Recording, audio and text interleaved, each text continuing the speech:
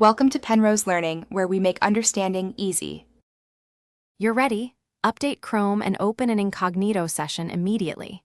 Use the keyboard shortcut for speed, Control plus Shift plus N on Windows, or Shift plus Command plus N on Mac, or click the menu and choose New Incognito window.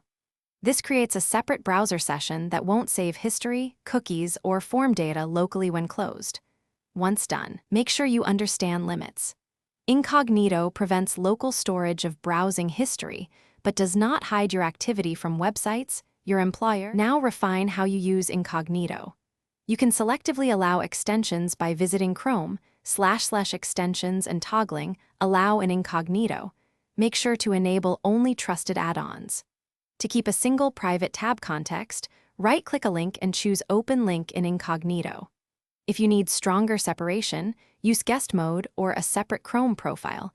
They isolate cookies and storage differently. Also note that downloads and bookmarks created in Incognito persist on your device unless you remove them.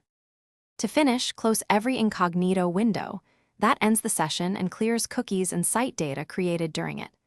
Files you downloaded will remain on your device, so delete them manually if required. If Incognito won't open or behaves oddly, try disabling extensions first. An extension can interfere, or check for managed Chrome policies if this is a work machine. If problems persist, restart Chrome or your computer. That often clears temporary issues and restores normal Incognito behavior.